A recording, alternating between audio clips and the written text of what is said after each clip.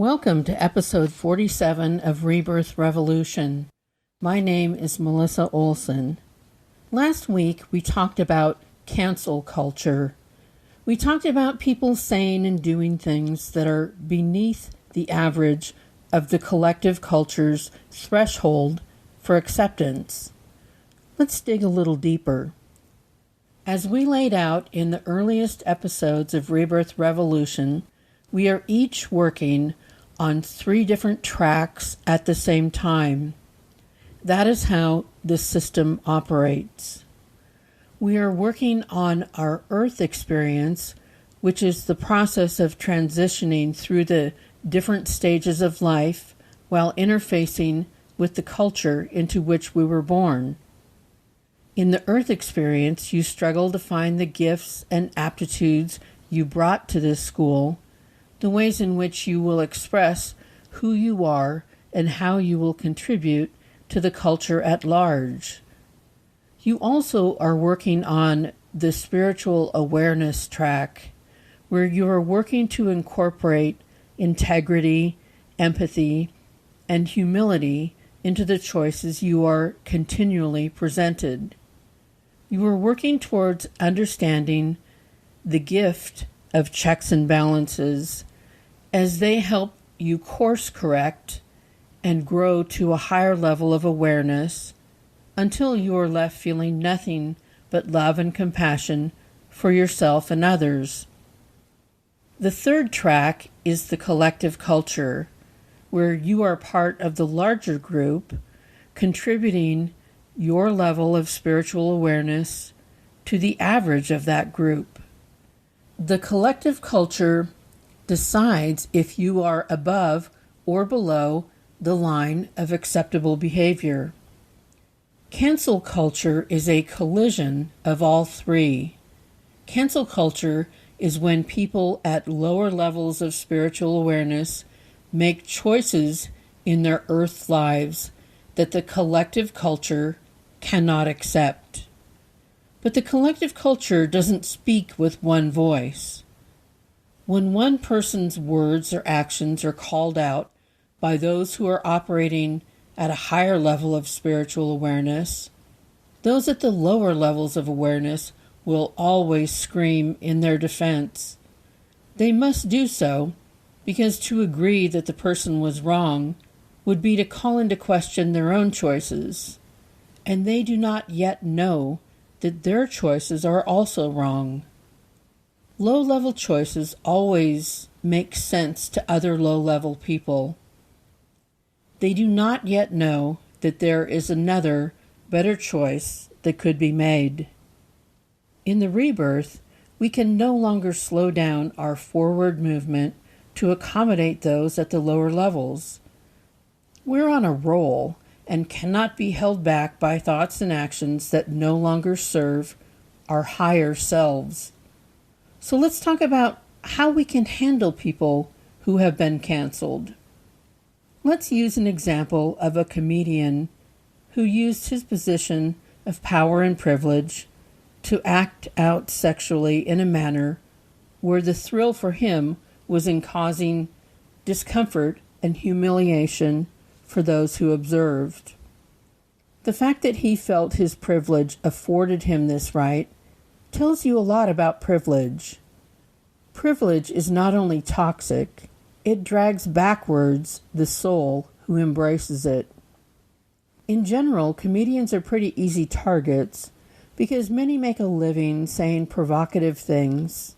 They get attention because they say the outrageous things that no one else would say. Of course, any success in doing so means that they must keep moving further and further over the line, being more and more outrageous to keep the attention they desperately desire. In the beginning of their career, they start out trying to get sets at clubs that are not yet invested in them. If they are allowed to perform, they are paid next to nothing.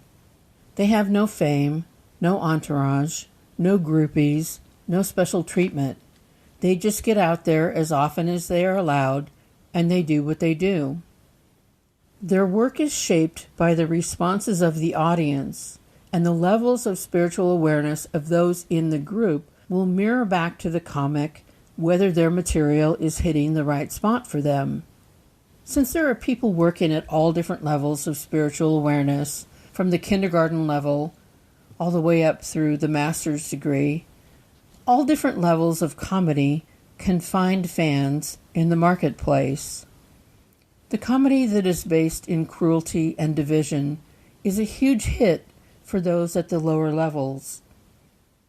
The demand for the kinds of comedy that stretch your assumptions and increase your awareness and ability to laugh at this earth existence grow as the audience reaches higher levels of awareness. It's a pretty good system. If things go their way, they begin accumulating some fans. They move up a rung, getting spots more readily at the comedy clubs. They make more money. They start getting special treatment. Those around them begin to equate the success they are having with their comedy with the value they have as a person. The more fame they achieve, the more others remove their guardrails. They can stroll in whenever they want, bumping whoever was on the bill that night. They get free drinks, free drugs, women want to sleep with them. The other comics treat them with a respect that they didn't get before. Everything is going their way. They're living the dream. Now that the guardrails are off the comic, who knows they are not in fact any better or more worthy a person, they can become abusive and use their fame as a cover. They begin to think that they can't be wrong or bad if they have people who like them.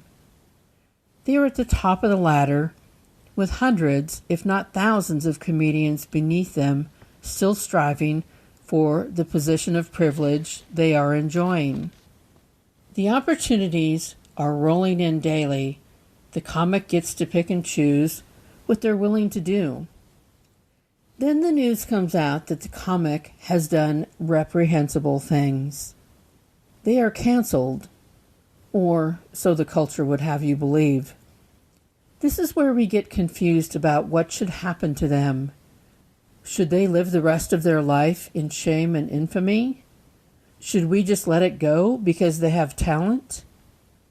We know that this comic cannot handle the pressures and privileges of fame. They have demonstrated that. But we also know that humans are not designed to deal with fame, wealth, or privilege very well. This guy has fallen like most people do who are living in an artificially constructed world.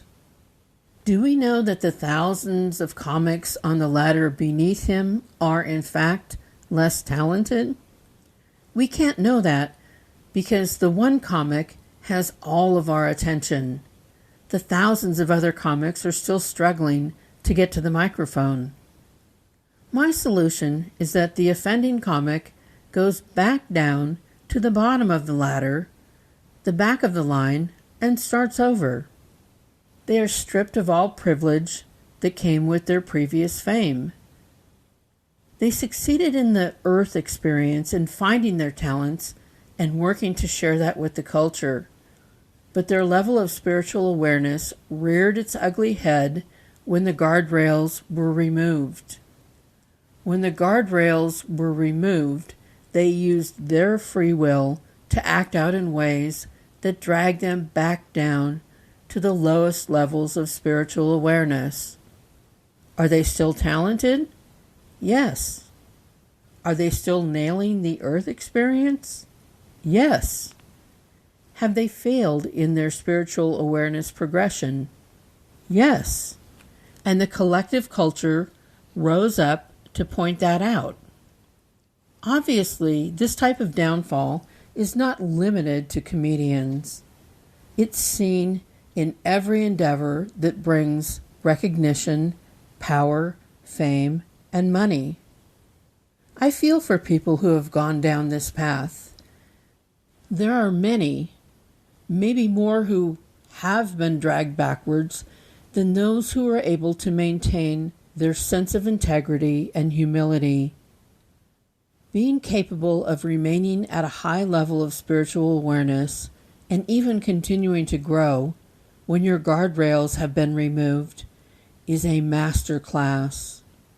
To achieve fame and fortune and not let it ruin you is much harder than most people imagine.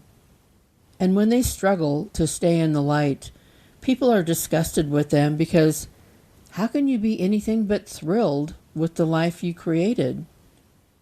They generally don't receive empathy from the public, and the only support they receive is usually from those who are complicit in dragging them back down further. The cruelest thing we can do to people is to remove their guardrails. It is unloving and destructive and should neither be sought nor granted. Guardrails save your life and they save your soul. This type of fall happens all the time, and the public, after time, loves to see the comeback. The reason we love the comeback is not because the person became more talented. We love it because they were forced to own their choices and refocus on their humanity, their spiritual awareness. To move to the back of the line is a loving way to let people try again, this time keeping the two tracks in sync. When those two are in sync, the collective culture doesn't need to bring it all crashing to a halt. Our job as the culture is to love others enough to keep their guardrails in place. Our job is to love people enough to neither tolerate nor encourage their worst behavioral choices. It is also our job to give them the time and space to do the work involved in getting back on track. We must stay focused on our ultimate goal. We must remember that we want all people to move forward, which works for the good of us all.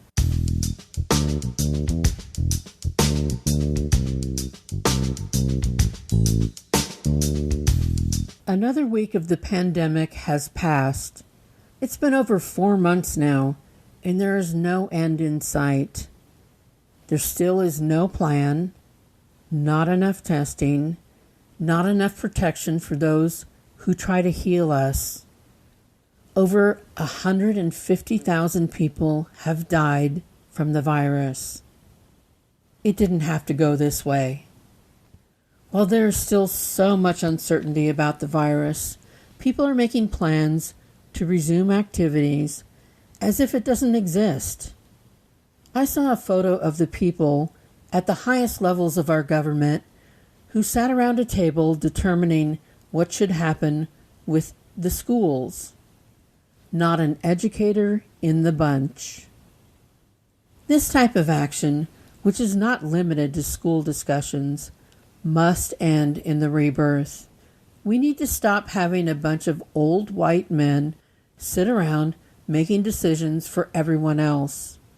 We need to have those who are affected have their voices heard. That is a critical aspect of the rebirth, bringing the knowledge and talents of everyone into the mix. It is the only way to make informed decisions. As these decisions are made regarding the students, teachers, and administrative staffs, along with the family members who will be in close contact with the students, it has become abundantly clear that we don't really have people looking out for us. We're going to have to make our own decisions based on the information that is available to us. So far, the people who want to remain safe have had the individual task of calculating their risk of exposure, determining who they want to be in close proximity to, along with which places outside of their homes have demonstrated that they may be safe places to be. We are in constant calculation mode of which risk is worth taking. It's exhausting, but seems like something that can be reasonably controlled. Now the powers that be want to blow that wide open. They want to roll the dice with no provisions in place to accommodate the possible outcomes. As if teachers don't have enough to do with minimal compensation, they are now expected to somehow control a pandemic in their classrooms. They are expected to share an enclosed space with dozens of children who are exposed to any number of potential carriers in the outside world. They have to worry that the children may take something home to their parents and grandparents at the end of the day. I can't imagine the amount of stress this is going to produce. This is the time when each and every person is going to have to decide for themselves their best path forward. Each possible choice will have its upsides and downsides. All you can do is gather the best information you can find and act accordingly, being ready to pivot as new information emerges. And somehow, you're going to have to figure out how to stay sane in the process. And remember to take with you, to the other side of this series of challenges, the recognition of who the truly essential workers are in our society.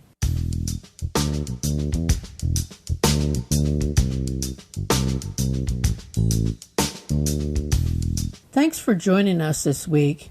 Your participation is greatly appreciated. If you have any questions, email me at rebirthrev@gmail.com. I invite you to follow us on social media. I'm posting the full episodes on our Facebook page, in addition to putting them on all the podcast apps and on YouTube. Apparently, you can now ask Alexa to play Rebirth Revolution, and it will, because that's the world we live in now. Until next week, hold everyone's feet to the fire. Eat something good, get some sun, and wear your mask. Remember, you are loved exactly as much as every other person on the planet, not 1 ounce more or 1 ounce less. Stay open and humble and safe.